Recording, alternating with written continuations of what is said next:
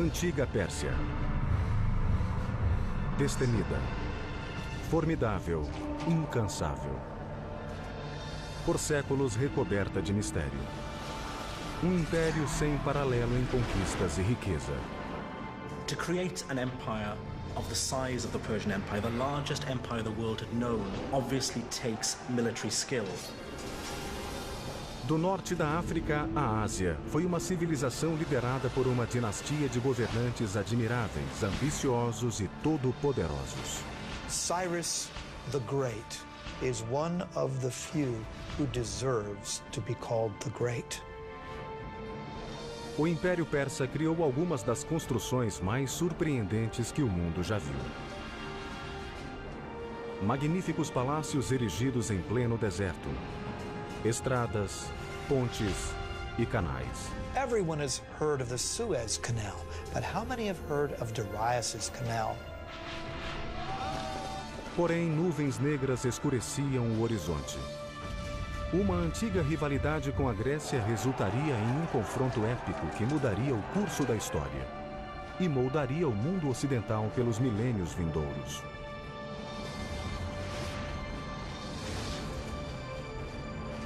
Construindo um império. Os persas. 330 a.C.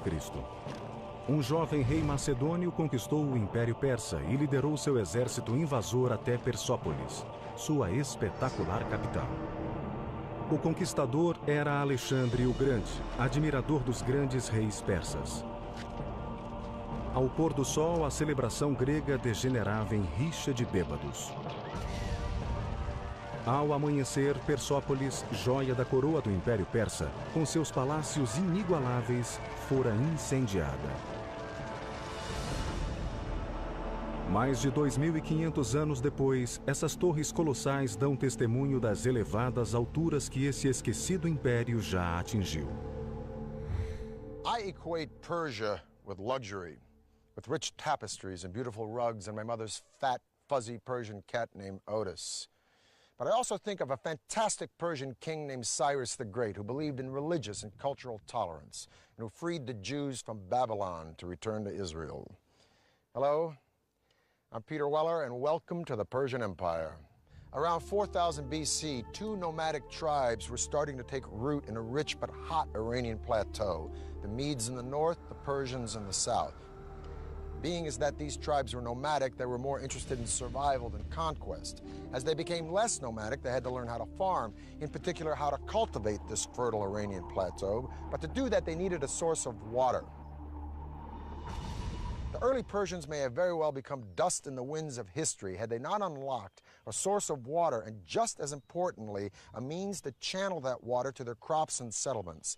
And what makes this engineering feat so remarkable is that they found this water not from rivers or lakes or oceans, but from the most unlikely source of all, rocks. A Pérsia brotou no meio do nada em um terreno hostil e acidentado, erguida apenas com imaginação e determinação. Há 3.000 anos, persas nômades percorriam o platô iraniano desolado e árido. Encontrar água significava viajar longas distâncias. Coube a um híbrido de engenheiro, geólogo e adivinho chamado Mogani encontrar um meio de trazê-la de volta ao seu povo. Usando nada além de cinzéis de pedra, os Moganis construíram a primeira pedra angular do Império Persa.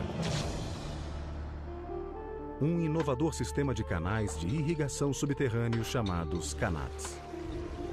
Eles usaram a gravidade para explorar a topografia natural de sua terra, ininterruptamente inclinada desde as montanhas Alborz até o Golfo Persa. Poços verticais foram cavados na superfície e o túnel escavado horizontalmente em uma distância curta. Então, outro fosso vertical foi aberto a cerca de 1,2 km da encosta e o canal continuava. It can be sometimes 20, 30, 40 kilometers away, so it's a very skilled operation, to the point where the gradient of the water channel meets the aquifer or the groundwater sloping up at the point where the mountains begin. O ângulo da encosta era crucial. Uma unidade na elevação para cada 100 na horizontal. Not too steep because that would erode the base of the water channel, and of course not so flat as to prevent the water from moving to its intended destination. 2000 anos antes dos lendários aquedutos de Roma, os persas canalizavam imensos volumes de água por longas distâncias em climas quentes e secos, com perda mínima por vazamento ou evaporação. Water means food, but the engineering technology to locate that water and move it was a carrot that the Persians were dangling in front of their neighbors. Around 700 BC, all of these tribes were united under one legendary figure named Achaemenes, who founded a dynasty. But this dynasty thrived and flourished under one guy, a guy I would have liked to have met, named Cyrus the Great. Cyrus created and maintained an empire thanks, no doubt, to his military savvy, but he was also a political genius. He was an excellent, benevolent manager of men.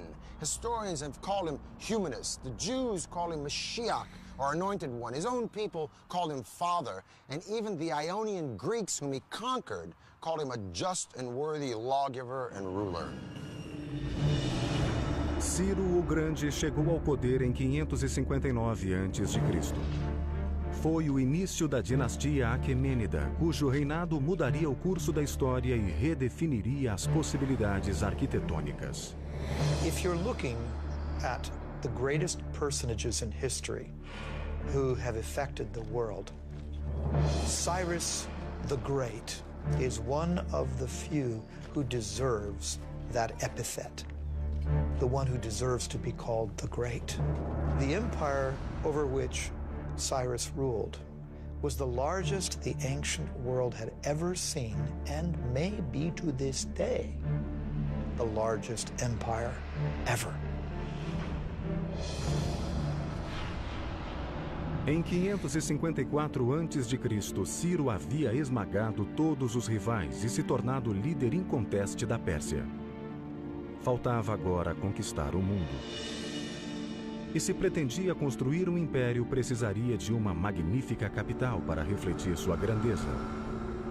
Em 550 a.C., Ciro lançou um dos projetos de engenharia mais ambiciosos da antiguidade. A primeira grande capital do Império Persa, em Pasárgada, hoje localizada no Irã. Cyrus was a very innovative builder, and I might add that his standards were particularly high. We can also say that his building project reflected in some ways the technologies that he found in the course of his various conquests. Como os romanos, séculos depois, os persas tomavam emprestado. Adotavam as ideias mais avançadas das culturas que conquistavam, depois as transformavam em tecnologias originais. A arte e a arquitetura de Pasárgada resultaram de influências tão diversas quanto a da Assíria, Egito e Ásia Menor, a milhares de quilômetros. There were stoneworkers, woodworkers, brick makers, relief makers, and we know that these were people often imported from all over the empire. Hoje, cerca de 2.500 anos depois, ruínas são tudo o que resta da primeira radiante capital do Império Persa.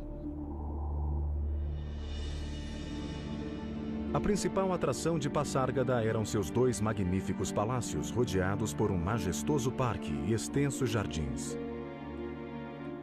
Entre eles, os primeiros paraísos de que temos notícia, jardins persas de 4 quarteirões, com 1.000 metros de canais de calcário talhado projetados para que a água entrasse em tanques a cada 16 metros.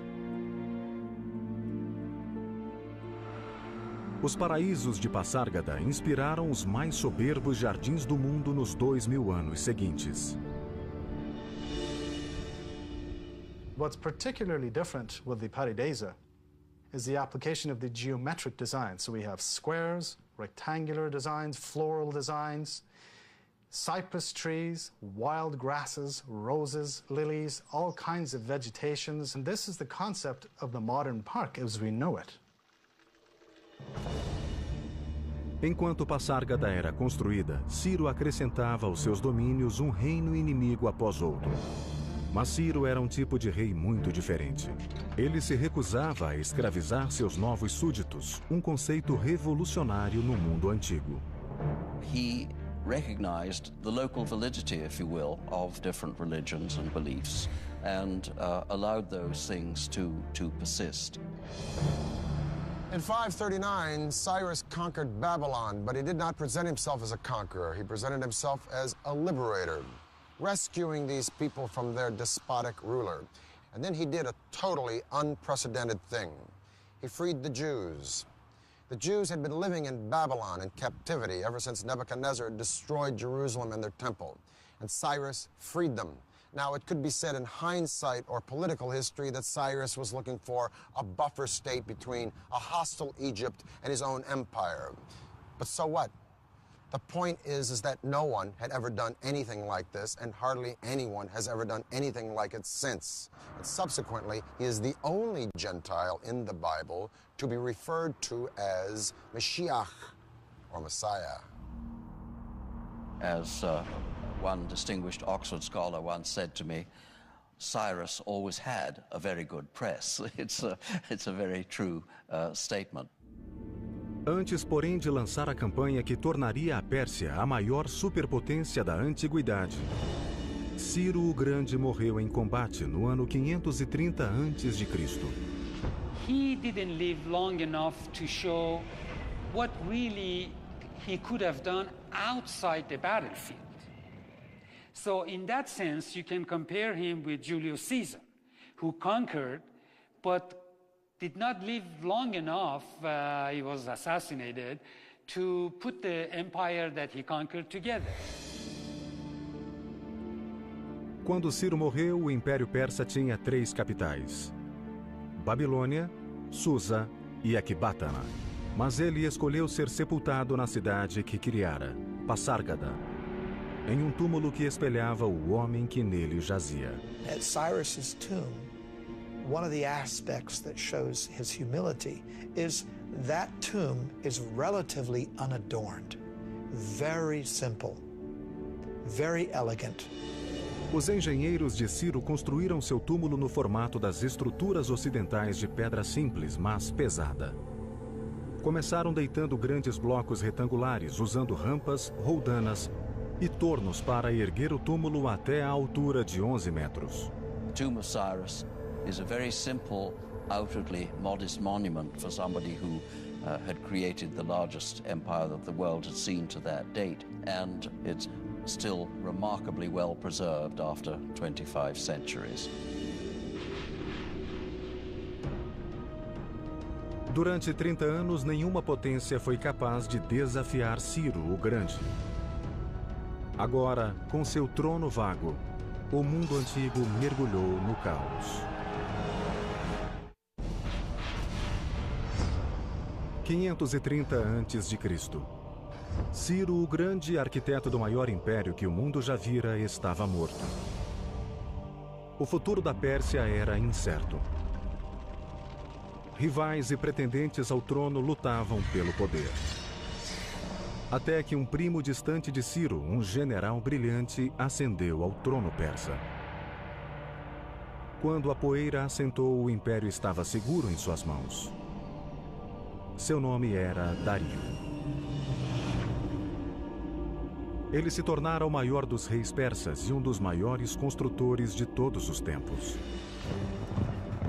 Dario começou reconstruindo a velha capital de Susa, com grandes palácios novos revestidos de cerâmica. A magnificência da capital Susa é até mencionada na Bíblia. When the Greeks talk about Persian palaces, for example, they routinely mention Susa. When the Old Testament book of Esther talks about Persian palaces, it's Susa that they mention. Mas o novo rei da Pérsia queria uma capital cerimonial apenas sua. Em 518 a.C., Dario lançou um dos projetos de construção mais ambiciosos do mundo antigo.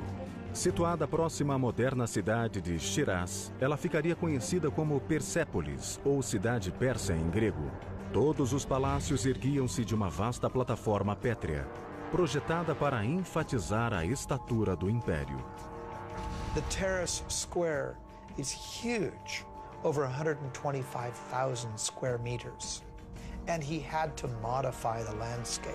His engineers had to come in and level out part of the area, and they had to build a retaining wall. He wanted it to be seen from a distance. That's exactly why you build up a terrace, so it could be viewed from afar. That makes it all the more grand and imposing. Persépolis era um desafio de engenharia colossal, com paredes de mais de 20 metros de altura por 10 de espessura. E grandes saguões ostentando colunas em elaborados altos relevos. Milhares de arquitetos, artesãos e operários, bem como toneladas de material, foram trazidos dos confins do império. Quase todos os impérios antigos foram edificados por mão de obra escrava. Mas Dario, como Ciro, remunerava o trabalho que construíra os monumentos e palácios persas. Every worker was given his due, his or her due, because we also find women in the workforce as well. Depending on their skill, what the quality they brought to the work, they were paid accordingly. Nenhuma despesa foi poupada. Persépolis seria o símbolo do poder e da glória do Império Persa. First of all, it's important to remember the origin of the Persians themselves. That is to say that these were a nomadic people. They lived in tented accommodation, and they would up their tents, move somewhere else, and plant their tents again. Now, as time went on, these tents became more and more elaborate affairs. And essentially what we're having at Persepolis is a tent turned into stone. The Apadana is nothing more than a stone-tented building. O magnífico salão de audiências construído por Dario chamava-se Apadana. Each of those great monumental stone pillars are inspired by the kinds of wooden pillars that upheld a beautiful canvas roof. But now that canvas roof has turned to beautiful cedar wood instead. So the nomadic origins of the Persians gives the impetus to part of their architecture, but that's not all.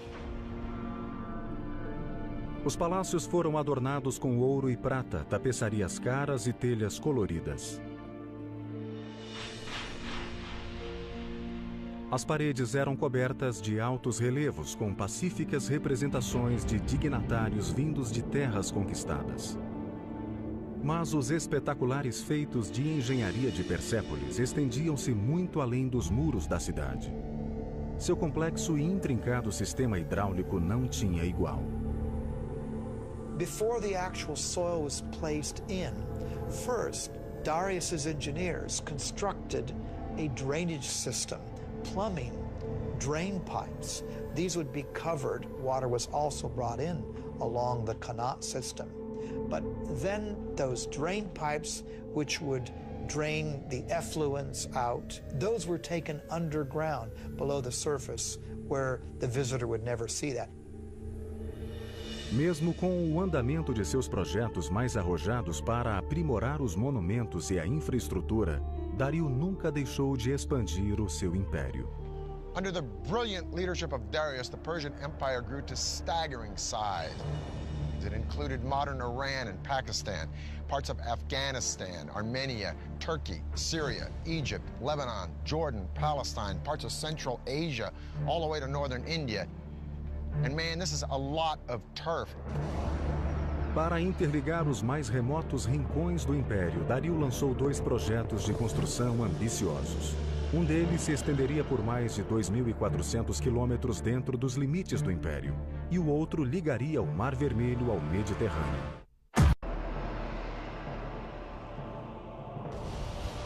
Sob o reinado de Dario o Grande, o Império Persa alcançou proporções assombrosas. Agora ele queria consolidar e interligar os locais mais longínquos do seu reino. Em 515 a.C., Dario ordenou que seus engenheiros construíssem uma estrada colossal de pedra, conectando o norte da África à Índia. Cobrindo mais de 2.400 quilômetros do Império, ela seria chamada de Estrada Real. This was quite the engineering feat, because this had to traverse through mountains, forests, deserts. So typically, earth would be packed, hardened, for example, They may not have had asphalt, but they certainly had knowledge of packing gravel or tiny rocks. Laying down a stone road is vital in a terrain where there could be a high water table. You don't want to get your feet stuck in the mud. You don't want to get your cart stuck in the mud. So you have to raise the road surface up. That means laying down some kind of surface initially that will either absorb the groundwater or not allow the groundwater to displace the road. A estrada real era ligada por 111 estações e albergues a cada 28 quilômetros, onde os viajantes podiam comer, dormir e trocar de cavalos. Por medida de segurança, vigias montavam guarda ao longo de toda a sua extensão. Now, I'm going to talk with my friend Dr. Lloyd Llewellyn-Jones from the University of Edinburgh, professor of ancient history. I got to ask you this. Was it that safe? Essentially, yeah. I think what Darius, if you will, manages to do here is an incredible feat. I mean, we're standing here in Turkey, okay, right, and we could take one route straight the way through into central Iran. I mean, that's pretty good going. How fast? Okay, so if we're on horseback and we're riding from one of these little garrisons to garrison every 15 miles, changing fresh horses, we can do that in about 6-7 days, maybe. 6 or 7 days? Yeah. So you could send messages on this road, friends next city? Most definitely, and you know, and for trade, it's a godsend, as you can imagine. And this road cut through so much stuff. I mean, it just doesn't follow, you know, a formal pathway. It has to cross rivers, so it crosses the Tigris, it crosses the River Highlands by ferry, right? Sometimes it clings to the side of mountains, sometimes it clings to the side of rivers. So the terrain is changeable. It's not drained or anything like that, so it's not as advanced as some of the Roman roads we get in later periods. So it doesn't have a gutter system? No, nothing like that, nothing like that. But what it's essentially is, it's sort of maybe 20 feet wide with a sort of chip-in base, which is good for horse treads and that kind of stuff, you know. And carriages and exactly, to get things through as quickly as you can, basically. Well, Lloyd, it's been a pleasure talking with you. Yeah, thank you for enlightening us about this incredible road. Mas Dario não estava satisfeito. Havia ainda território que ele queria controlar. As vastas riquezas do norte da África, e estava determinado a construir uma passagem lá. Fez com que seus engenheiros projetassem canal gigante ligando o Mediterrâneo e o Mar Vermelho. Everyone has heard of the Suez Canal, but how many have heard of Darius's canal? What Darius did was build an east-west canal that was 130 miles long. Com o conhecimento persa de hidrologia, os engenheiros de Dario usaram ferramentas de bronze e ferro para abrir o canal. Depois, remover a areia e revesti-lo de pedra, deixando-o pronto para que navios o cruzassem.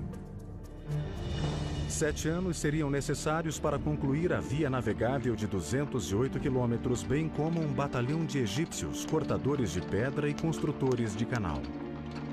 Parts of the canal between the Nile and the Red Sea were actually not waterways, but just points along which the ships could be dragged until they reached another deeper portion where they could again sail their course.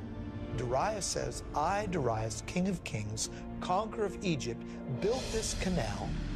He connected the Red Sea to the Nile River for trade, and he says, and ships were brought along my canal. Em 513 a.C., a Pérsia era o maior império que o mundo já vira, superando até mesmo o tamanho e riqueza de Roma em seu apogeu, 4 séculos depois. A Pérsia era invencível e seu apetite por conquistas começava a assustar uma potência emergente do outro lado do Mediterrâneo, as cidades-estado da Grécia. Just a little geographical info. That big body of water out there is the Black Sea. This thin body of water here is the Bosphorus Strait that connects the Black Sea to the Mediterranean. So I'm standing in Asia, or Asia Minor, if you will, and that land over there is Europe. Now, Darius put down a revolt from some cities on the coast of Turkey, but this revolt had been supported by Athens, so Darius wanted to teach Athens a lesson. He was going to march on Greece and attack that city, but how is he going to do it? He's got to go across the sea. Well, he takes a bridge of boats, pontoons, if you will, and lines them up from that point to that point and marches an army, so Herodotus says, of 70,000 men across the sea to attack Greece. Amazing. Os engenheiros persas ligaram uma margem do Bósforo à outra, alinhando barcos lado a lado como alicerce. Depois, construíram uma estrada em cima deles, unindo a Ásia à Europa. Probably this was a system of planks, and underneath there was a system of packed earth, or perhaps dry wood, to keep basically the road stable. Now, to keep the ships from wobbling, they must have used an anchor system of a certain weight, because if the anchor would have been too heavy, that would have, of course, tilted or damaged the ships. There was no breaking of the planks, not only due to the weight of the army crossing it, but due to the choppy waters of the Bosphorus. That's quite the feat of engineering before the age of computers. It is late August in the year 490 BC. Darius has already marched into Greece and taken Macedonia. Now he's destined to meet the Greek general Themistocles and an army from Athens and Corinth at the famous Battle of Marathon. A massive army from Persia numbers 60,000 or 140,000, 250,000, depending upon the propaganda you read. Suffice it to say, the Greeks are outnumbered 10 to 1. Their only recourse is to send for reinforcements. So the legendary runner Philippides runs from Marathon to Sparta, a distance of 140 miles in 2 days, hence the name of the race, Marathon. Os dois exércitos se depararam separados por uma vasta planície. Em caso de confronto direto, as imensas forças persas massacrariam os gregos em muito menor número. Foi o início das guerras persas. Uma força grega reduzida atacou frontalmente os persas, que começaram a chacina. Mas as forças gregas restantes haviam se dividido em duas, abrindo duas outras frentes contra os persas. Arrastados a uma sangrenta arapuca de morte, os persas sofreram pesadas baixas e recuaram. Para os gregos foi uma grande vitória. Para os persas, apenas um quebra-molas em seu trajeto rumo à dominação mundial. Dario resolveu voltar para casa e se dedicar a embelezar ainda mais a cidade de Persépolis. Ele nunca mais veria a sua capital. Em 486 a.C., Dario morreu a caminho de sufocar uma rebelião no Egito, deixando em seu rastro um império que redefiniu as noções de poder e glória. Ele também evitou um novo caos, como o que se seguiu à morte de Ciro, nomeando um sucessor, seu filho Xerxes. Now Cyrus the Innovator and Darius the Expansionist were very hard acts to follow. But Xerxes had been a king in waiting all of his life. And a couple of his first acts were to suppress a rebellion in Babylon, another one in Egypt. And then he went after the Greeks. Somehow the Greeks just stuck in his craw. Some historians argue that Xerxes was making a preemptive strike. Others say that he was just cleaning up the business of his father. Whatever the case, the Greeks were no longer intimidated or impressed by the Persians since they'd beaten them at Marathon. And so Xerxes buddied up with the Carthaginian navy at the tip of what is now modern Tunisia, and he decided to beat the Greeks at sea.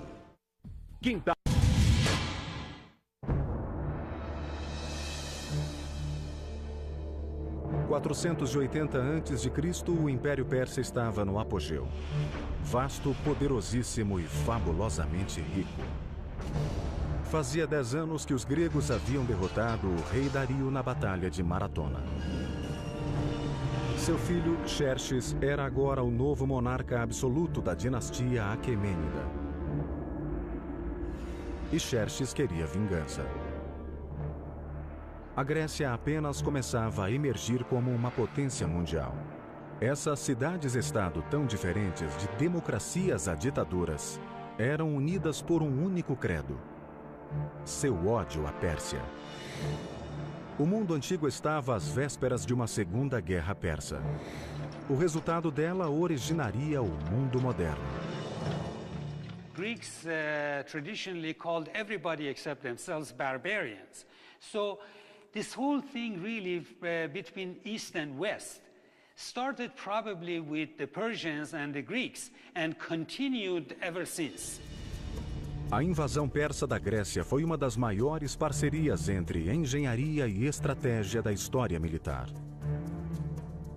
A gigantesca invasão seria um complexo assalto por terra e mar, que requeria extraordinária habilidade. Xerxes queria que suas forças adentrassem a Grécia, no istmo do Monte Athos. Mas lá, o mar era tão turbulento que o rei mandou seus construtores cavarem um canal através do istmo.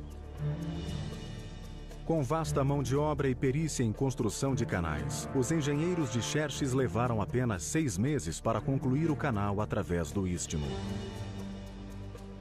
Mas o desafio seguinte enfrentado por seus generais e arquitetos foi ainda maior. O imenso exército persa precisava cruzar o Helesponto de 2,5 km de largura. Até hoje, a solução deles é considerada um dos projetos de engenharia mais ousados já concebidos para uma campanha militar. Tomando emprestada uma página do livro de seu pai, Xerxes ordenou a construção de uma ponte dupla de barcaças através do Helesponto, proeza edificadora que ultrapassaria a ponte construída por Dario no Bósforo. But what's very interesting is that 674 ships were now lined up. How were these ships kept stable? This must have been quite an engineering feat. The Bosphorus is not a very calm area. It can be quite choppy. The row of ships were kept in place with a very taut system of cables, probably 2 large cables that ran between Asia and Europe. Now remember, a large number of troops crossed this bridge, perhaps up to 240,000 troops. As cordas permitiam aos barcos mobilidade suficiente nas águas turbulentas. Cada seção da ponte foi construída sobre 2 barcos, ligadas por tábuas. Assim, toda a estrada podia cavalgar as ondas, absorvendo muito da instabilidade da superfície. Os engenheiros persas então construíram uma plataforma através da parte superior dos barcos e uma estrada por cima dela.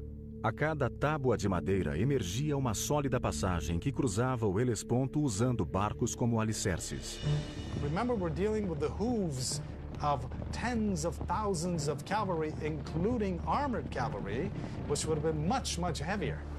The ships were amazingly kept stable, so this allowed Xerxes to cross with his army into Europe and cross back when he needed to, and the ships were kept in place. And for a short period, Europe and Asia were one. 10 dias depois, com sua ponte concluída, Xerxes marchou Europa adentro. The whole army crossed with heavy equipment, heavy cavalry, and the planks were kept in place. There was no breaking of the planks, not only due to the weight of the army crossing it, but due to the choppy waters of the Bosphorus. A estratégia de Xerxes era simples: derrotar os gregos na terra e no mar com sua superioridade numérica. Mais uma vez, os gregos foram liderados pelo general Temístocles. Este sabia que não podia vencer Xerxes em terra, por isso toda a campanha concentrou-se em atrair a marinha persa a uma armadilha. Sem ser visto pelos persas, Temístocles partiu com a maior parte do exército, deixando apenas uma força de 6.000 espartanos para trás. Em agosto de 480 a.C., os 2 exércitos confrontaram-se em um local escolhido pelos gregos, Termópilas, uma passagem montanhosa tão estreita que só uma carruagem por vez podia passar. Durante dias, o imenso exército persa foi bloqueado do outro lado da passagem, como os gregos haviam planejado. Como seu pai, Xerxes estava prestes a atacar frontalmente e cair em uma armadilha grega. Quando finalmente irromperam pela passagem estreita, os persas destruíram facilmente a minúscula tropa espartana deixada por Temístocles como isca e marcharam rumo a Atenas. Quando Xerxes entrou na cidade, Atenas estava deserta. Ele suspeitou ter sido tapeado e fez os atenienses pagarem caro por isso. Por gerações, tolerância com os povos conquistados fora uma marca registrada dos reis persas. Não desta vez. Em um ato contrário à índole persa, Xerxes incendiou Atenas. O rei persa arrependeu-se imediatamente e na manhã seguinte ordenou a reconstrução de Atenas. Era tarde demais. O ato estava consumado. Seu momento de cólera voltaria para assombrar a Pérsia nos próximos 200 anos. Mas esta guerra estava longe de terminar. Ao mesmo tempo, Temístocles preparava sua armadilha, atraindo a gigantesca armada persa rumo à estreita baía de Salamina. Lançou então um ataque surpresa. A imensa esquadra persa foi apanhada no equivalente naval a um engarrafamento, incapaz de manobrar na pequena baía, enquanto os gregos usavam suas pesadas trirremes como arietes para demolir os navios persas. Foi uma vitória decisiva para os gregos. Xerxes voltou para casa derrotado, rei de um império persa não mais invencível. There is one high note in the Persian loss against the Greeks at the Battle of Salamis, one saving grace. A woman named Artemisia, the sole female navy captain in the Persian fleet. She faked out the Greeks by ramming one of her own losing ships, and she sailed away to escape in the confusion. Her survival skills so impressed Xerxes that he was thought to have said, "My men are becoming women, and my women are becoming men." As guerras persas impulsionaram Atenas à sua idade de ouro, mas deixaram o colossal império persa vulnerável. Caberia a um jovem príncipe, admirador dos grandes reis persas, desferir-lhe o golpe de misericórdia.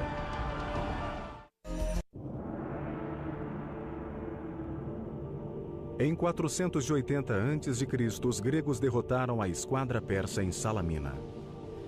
A aura de invencibilidade que cingira esse império desapareceu. Mas o Império Persa ainda tinha dias de poder e glória pela frente. 15 anos depois, em 465 a.C., o grande rei Xerxes morreu.